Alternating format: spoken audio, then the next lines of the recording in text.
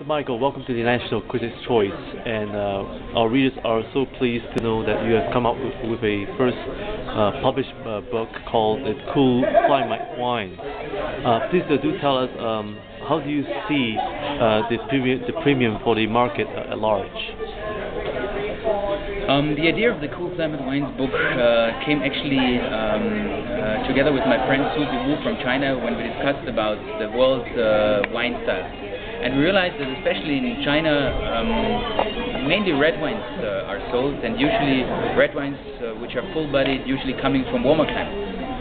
And the more we thought about Chinese cuisine and let's call it Asian flavors in general, we found out that probably wines from cooler climate areas are completely undervalued in this part of the world. So we decided to write a book about cool climate wines with a strong focus on white wines, but also including some of the cool climate red wines. Introducing this to Asia because we think that's going to be the next trend. I think people have had enough experience with the warmer climate wines, and the more they know about wines, they will be willing to explore a little bit wines from cooler countries. And how is your journey in writing this material like? How much of your time and money have you invested in this project? That's a good question. I think it's more about the time what we invested, and the time is probably the main thing. Money is not the issue because we've got a lot of support from the wineries and the industries, because they were so happy that we're doing this project, because it's really helping undervalued regions to come to the world wine stage. So they really supported us heavily, and it was more the time we invested. We started to write the book about almost 2 years ago, and we did almost 1 year of research, traveling all the regions of Germany, Austria, and Alsace in France, and then compiled everything together into this format. And so my part, of course, was translated into Mandarin, because my Mandarin pretty ends after Ni Hao. So this was probably most of the time we spent there. That was the biggest investment. So that took in total about 2 to 3 years? 2 years. 2 years. Okay.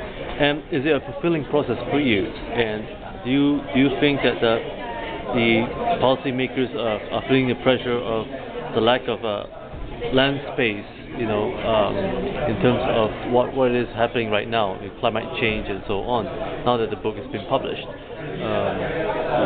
What's your perception? I think it was great publishing the book, because when we published in China, we made a big tour, and we brought 70 wineries with us to China, and we traveled to Beijing, Shanghai, and Guangzhou, and we made a presentation to almost 2,000 tradespeople in China.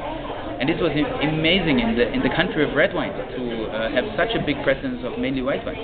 And it was incredible how the book was received. The next day after reading, the importers came up to me and asked me where they can get the wines. They want to get the wines into China.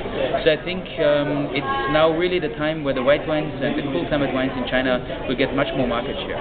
White wines at the moment, let's say in China and sub-regions, probably have a market share of maybe 5 to 10% only. But I guess in 1 year we're going to be at 10 to 15% already. And I think that the book is not the main issue, but it's for sure one of the key players in this changing process of wine consumption in China.